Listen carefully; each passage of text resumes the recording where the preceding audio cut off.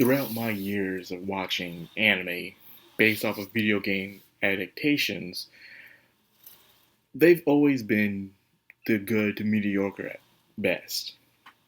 Most of the times, they're there just to do a quick summary of the video game and usually for promotion for the next upcoming game. Blaze Blue, The World of You, Persona, Steins Gate, Robotics Notes, Caligula, Agibus Trip.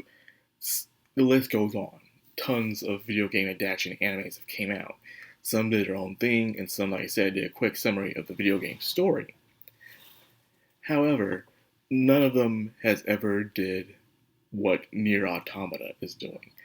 Nier Automata is actually doing something where it's giving you more insights and even callback references to past games as well. It's pretty amazing the way that they do this. Um, like I said, I've never seen this before. They're doing something that no video game adaptation based off of an anime based off a video game has ever done, and it's give us more to the story. We've never had this before. Like they're giving us content that's based off of other stories and things that happen that's outside of the game, and we're getting it into here. We're also getting even different insights on certain situations that happen within the game as well. We're getting even more content than we're supposed to usually have when it comes to these kind of adaptations. Heck, in your average anime that's based on a video game adaptation, at best, will have only the important parts inside the anime, and that's it. Heck, the Persona 5 anime was a complete bust. So Persona 4 was pretty interesting. Steins Gate is like top class and stuff. Blaze Blue was okay for what it was. Didn't do anything special. Then you also had Agibus Trip, which did its own thing and everything. But never before we had one where it gives you reaction, it gives you the main story, but also give you other stories as well. Other things that not even us people who have read the books and read the manga and even played all the games even know about. That's something that's very, very interesting. That's why I really do appreciate this anime adaptation based off the story so much, because it's offering us something that we usually just don't get, and I feel like some people are being very ungrateful about it. Saying, "Oh, it's not all that." What do you mean, it's not all that? It's giving us something we usually don't get, and I am thankful for that. Very thankful. So that being said, let's get on with the story. Let's talk about A2's part first. A2 is being knowing what it means to protect something. As she's protecting the village and willing to help out the machine life forms. So wait, I gotta protect the machines, and then she stopped herself. She's like, wait, I'm protecting machines. And she doesn't matter anymore. Because you'll be interested of human nature. How sometimes humans would detest something, hate it, but in the next moment they'll love it, because you can't group every kind of creature into the same aspect. Not every creature is the same in that same group. It's based on the environments you live in. So yes, these are machine life forms she's protecting, but they're in the Pascal's village. So they're peaceful, they're friendly. They're doing different things. Then you have the ones from the kingdom, which are very hostile to outsiders. You have the cult one that are very suicidal and stuff. And then you have the ones that are just all over the place. You have different groups of machines doing different things, just like humans, based on their environment, which is, the culture for what it is. So in this place, she found a group of machine life forms who aren't so bad. They're actually very good. So she wants to protect them. She's grown an attachment. They saved her. She's looking after the children. It feels like she's doing something that she's never had before. She's able to protect something. She's finding the village, and then Pascal. Pascal, inside of the game, and even outside of the game story, was a very advanced machine life form of weaponry. His sole purpose was made to destroy. Yes, they're all made to destroy, but this one was an advanced model that was able to go airborne and attach itself to other giant machines and just go completely crazy berserk. Pascal is one of those characters you see in anime that are all about peace and love and everything, but they have this very crazy backstory where they were just these total monsters, these badasses that can just destroy anything in their path. And that's exactly what Pascal is. If he wanted to, he could put up a good fight against the androids if he wanted to. But he loves peace. He wants to learn about knowledge of humanity and stuff and share among his people. That's the kind of character Pascal is. Think about it. They were struggling with the machine life form invasion until Pascal showed up with all the guns like crazy. He came in like Rambo and destroyed all of them like Swiss cheese. And then things were peaceful until the suicide bombers showed up. Those darn suicide bombers. Can't stand those things. But I'm glad we get to see those things finally within the show. And when you really think about it, when you're looking at everything that's happening, everything's being planned by the machine life forms. These things aren't just happening by the machine network. Everything that's happening between A2 and 9S isn't just a coincidence. These things are happening and they're being controlled by the machine network. Like I said, the machine life forms and the androids have different depictions of God. Anyways, where both worlds, God is dead. But they do it differently. One create a new false god where they go and they worship and they please to serve no matter what. And then you have one that says, screw it, we will become the gods instead and do what we can to advance our society.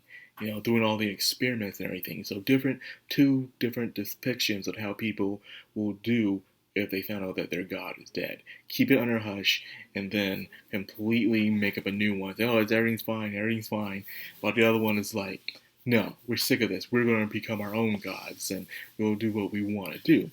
That's what it is, which is the machine life forms. It makes you wonder if the machine life forms are more human than the androids themselves. Very interesting. But anyways, back to the story with A2 with the bombardment of the suicide bombers on the village. Now this one they did it through a very art-like formation, seeing how things are going on as A2 is collapsed and unconscious. Now this is where the game actually did it better. The game did where, the good music was playing and you're seeing the village was on fire and you're seeing machine life forms eating other machine life forms and stuff. And then one was trapped inside the house and couldn't get out, and the thing was on fire. And, you have that was going on. But overall, I still prefer this adaptation to the one in the game, believe it or not. Yeah, I know, right?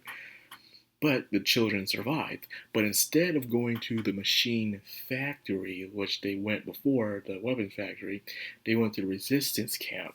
So things might be different. Who knows what happens towards the end? Because in the factory, I believe it was Pascal's idea to go to the weapons factory. And when Pascal was firing off the machine, I'm not going to spoil it. No, I'm not going to spoil it. I don't want to talk about it. But we'll see next episode what happens. Because before I say anything else besides that situation.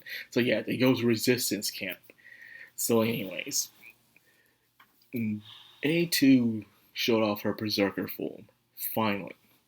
And it showed how powerful A2 truly is. How 9S and 2B didn't stand a chance against her. She was very powerful. And if she wanted to, because she had a berserker form. This berserker form can take on a freaking Goliath. A Goliath.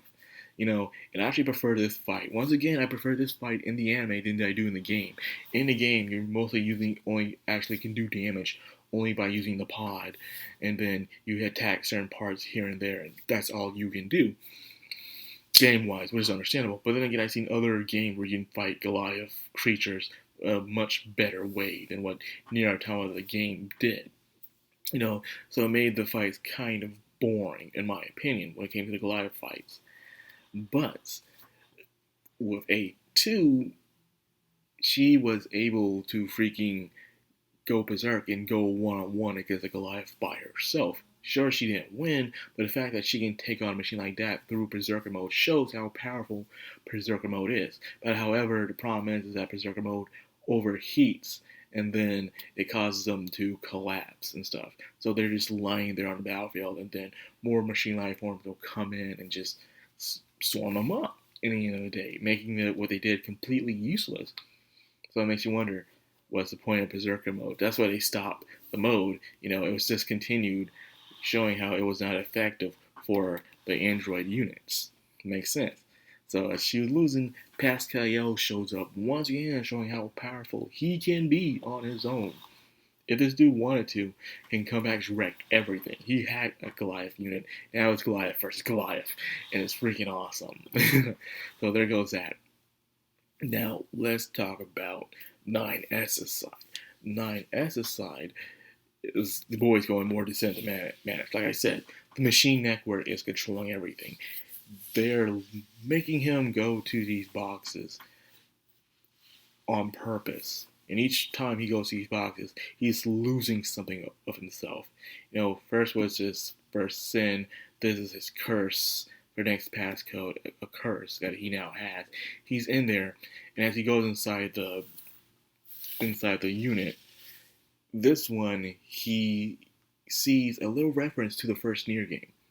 In the first Nier game, where you go down inside of Emil's mansion to look for some secrets, you see Emil's sister, she is pinned up to a wall, and pinned up to a wall and everything, and chained because she was supposed to be the ultimate enemy, the ultimate weapon for humanity, the fight against the Legion, but she went to Berserk, and Emil had to turn her into a statue in order to stop her from happening.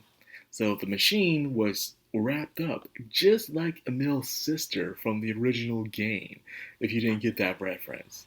That's having another Nier Gestalt / replicant reference that us fans was able to enjoy, a little treat for ourselves that we get to have. It was real nice. So he's going inside, hacking in, understanding more about what's going on, seeing that the machine network has been researching Yorha. Turns out the structure that formed the tower is a launching platform, and it's aimed towards the moon. So he realized that machines are probably trying to destroy humanity once and for all, just to end the war through this launching platform.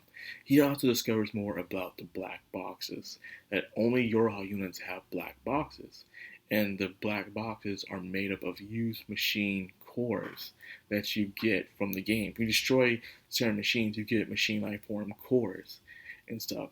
So these black boxes, so pretty much Yorha, no other androids but the Yorha androids are the only ones that are connected to the machine life forms. And to prove this more than ever is when he is being reverse hacked. And there he sees, I guess, a virus that's deleting his memories of 2B.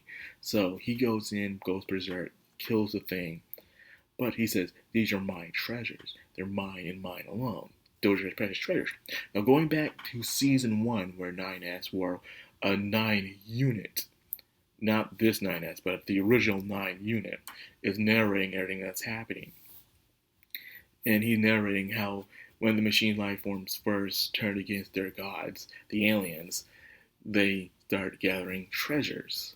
These treasures were important to them. It gave them life. It made them want. They would do anything for these treasures. The treasures can be anything they want. It can be an object, another person, a thing, whatever it may be. That was their treasure. 9S is going berserk because he was about to lose his treasure, just like the machine life forms. So yes, it's showing right here how the Yorha units are just like the machine life forms. And this entire time, 9S has been looking down on them. So in a way, it's kind of like this. When you look at, like I said, back to religion. You see where you can have two religions and stuff. And one religion will see itself all up on high, believing in a certain God. And they'll look at the other side, who wants to become their own God. Look at these people, they're pathetic and stuff, just look down on them. And a lot of people from different religions like to look down on other people from different religions and stuff, and not trying to understand their perspective. So they're looking down on them, and then think that they're better. They can never be the same until something happens, and then they're in the same position or they're acting just like the side that they were looking down on the entire time. So 9S in a way showing that you are no better and you are no different from them. You are exactly the same at the end of the day. And I'm like, yo, like I said, it's this philosophy stuff, man. It's going deep. I really enjoy it. So yeah, man. Good episode. Excellent episode. And it's doing pretty well on the rating bar too as well. So I'm glad people haven't totally forgotten it. It's good. So yeah, good episode all around. And with that being said, I'll end the video here. I hope you guys enjoyed it. If you did, like, comment, subscribe, and of course, hit that bell icon. This is the Madcrownxox on Anime. Signing out.